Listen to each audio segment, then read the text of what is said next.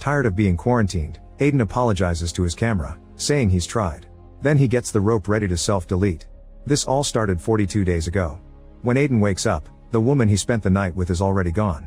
He goes to the bathroom to wash up and finds a note from his parents with a check, reminding him to pay rent. He can hear yelling and pounding in the hallway but thinks it's just the neighbors being themselves. When he turns on the TV, he finds the emergency broadcast system.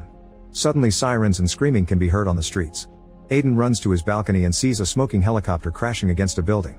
People are running everywhere and a lost girl asks for help, but suddenly she and a man jump on an elderly person to kill them. After a military jet flies by, a horrified Aiden rushes back inside at the same time his neighbor Brandon enters the apartment. He says that his roommate, whom he has known all his life, suddenly attacked him. On TV, a man explains that a new virus is on the loose that transforms people into flesh-eating zombies. It's transmitted through blood, mainly through bites and scratches. Before the man can say more, the transmission ends. Realizing that Brandon was wounded by his roommate, Aiden grabs a knife to defend himself. As people in the corridor keep yelling and pounding on doors, Brandon's eyes start bleeding and his face begins transforming. Aiden forces him to leave and he has to run to push the door closed because Brandon finally snaps, trying to reach inside to attack him. After lots of effort, Aiden manages to lock the door and looks through the peephole, horrified to discover people eating each other in the hallway. He immediately steps back and tries to put himself together.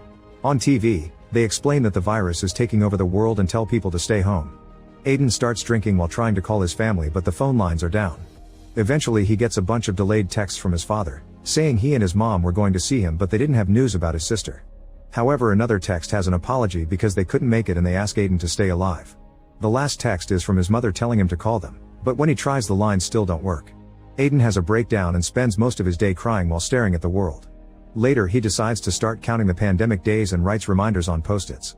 He can't stop thinking about his father and their time together.